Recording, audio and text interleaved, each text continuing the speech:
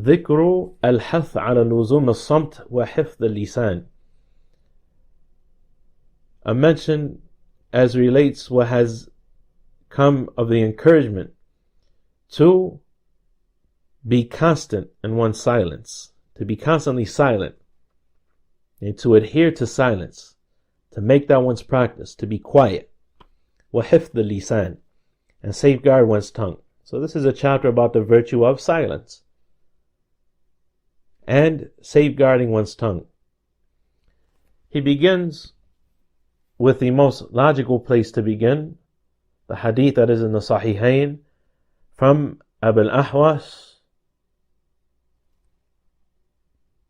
from Abi Hasin, from Abi Salih, from Abu Hurraira radiyallahu anhu, that the Messenger of Allah sallallahu alayhi wasallam said, "Man kana yu'minu billahi wal yawm al-akhir falyaqul khayran aw liyasmut." That whoever believes in Allah, whoever truly believes in Allah and the last day, the hereafter, then let him say that which is good or remain silent.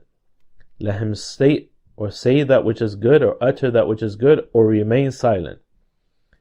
قال Abu Hatim, the author, Ibn Hibban al-Busti, the great Imam, rahimahullah ta'ala, he says, الواجب على العاقل إذا ذكر المطيتين اللتين ذكرتهما قبل إصلاح السريرة ولزوم العلم أن يبلغ مجهوده حينئذ في حفظ اللسان حتى يستقيم له. It is important and necessary and mandatory for the intelligent and wise person, when he thinks about the two means that we mentioned, the two vessels and means of rescue and salvation that preceded, which are rectifying the heart and one's private conduct, firstly, and secondly, persistence in seeking knowledge.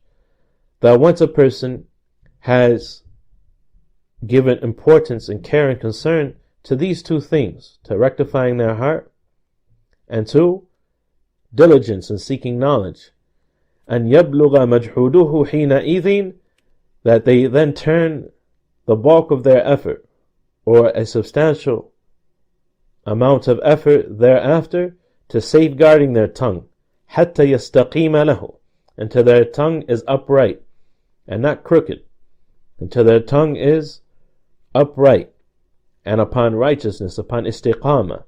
إِذَا اللِّسَانُ هُوَ الْمُورِدُ لِلْمَرْءِ مَوَارِدَ الْعَطَبِ, in as much as that the tongue leads the person to all sorts of instances of ruin and destruction. وَالصَّمْتُ يُكْسِبُ الْمَحَبَّ وَالْوَقَارِ, and on the other hand, just as speaking is likely to lead him to many situations that can destroy him and ruin him and tarnish his image and his standing with Allah subhanahu wa ta'ala, and so on and so forth.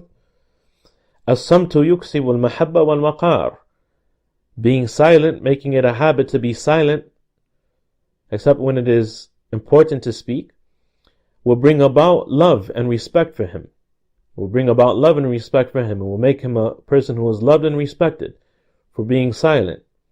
وَمَنْ حَفِظَ لِسَانَهُ أَرَاحَ نَفْسَهُ, and the person who safeguards his tongue will provide relief to his self, and he will, by safeguarding his tongue, find himself in a situation of raha, and he will be able to rest and relax.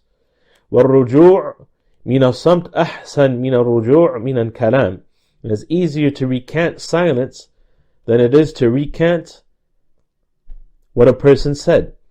And if a person was silent in a situation where it would have been better for them to speak up, it would be better for them to fix that than to fix the harm that can be done by speech.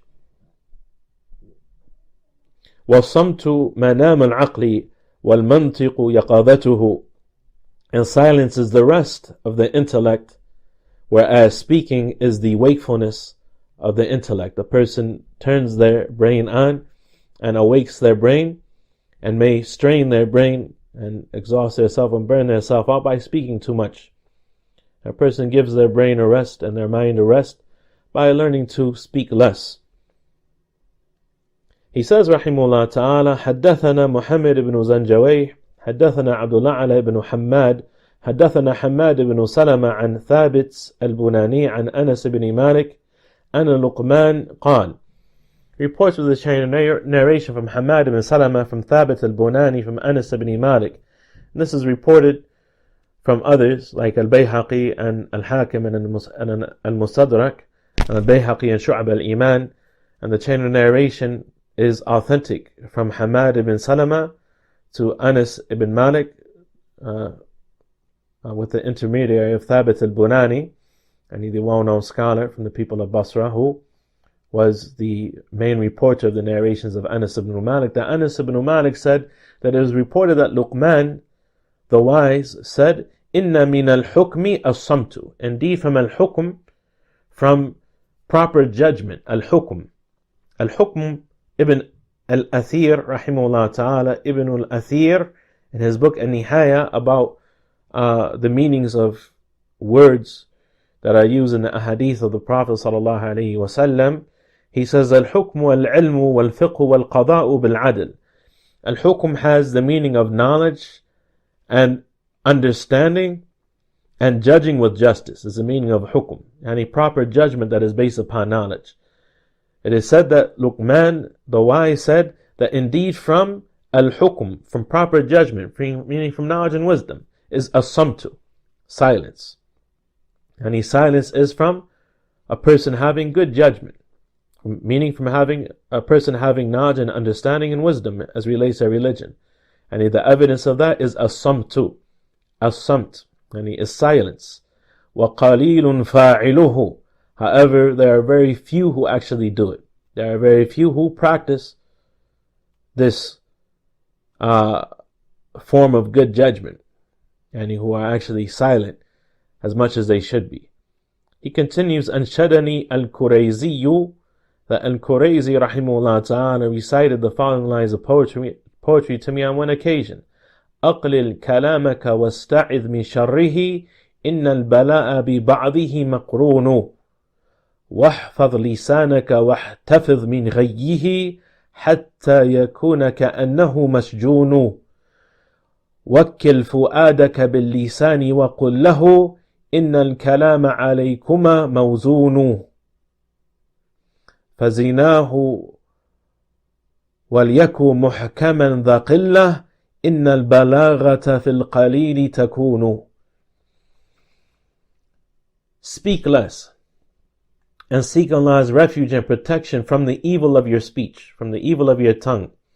Indeed, calamity and ruin is coupled with some of what a person says, and is paired alongside much of a person's speech. Safeguard your tongue and be cautious from its deviance. حَتَّى يَكُونَ كَأَنَّهُ مَسْجُونُ. Until you make your tongue as though it is a prisoner and imprisoned, locked up. وَكِّلْ فُؤَادَكَ بِاللِّسَانِ وَقُلْ لَهُ. And before you speak, think, and say, إِنَّ الْكَلَامَ عَلَيْكُمَا مَوْزُونُ. And that your speech must be weighed against your intellect and your heart and your mind. فَزِينَاهُ وَلْيَكُ مُحْكَمًا ذَا قِلَّةٍ. So that a person weigh his speech against his fu'ad and his qalb and his heart, and let him think, meaning before he speaks, and make sure that his speech is precise and accurate, airtight, muhkaman, and that is precise and meticulous, ذَا قِلَّةٍ, and that it is not a lot and is not superfluous. إِنَّ الْبَلَاغَةَ فِي الْقَلِيلِ تَكُونُ. For indeed eloquence is found in a small